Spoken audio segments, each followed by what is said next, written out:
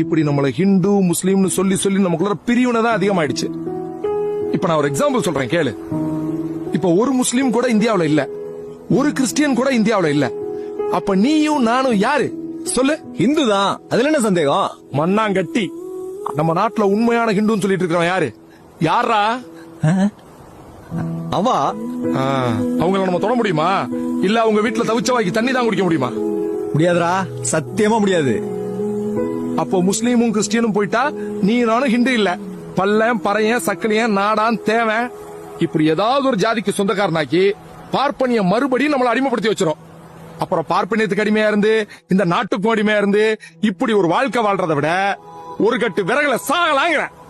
நம்ம பாய் இஸ்மாயிலும் சகாய அண்ணனும் இங்க இருக்கிற வரைக்கும் தான் நீயும் நானும் ஹிந்து. நம்ம முஸ்லீமோ கிறிஸ்டியனோ அடிச்சுக்குவோம், சேர்ந்துக்குவோம். ஆனா எந்த காலத்திலயும் நம்ம நாட்டுக்குள்ள மத அரசியலை மட்டும்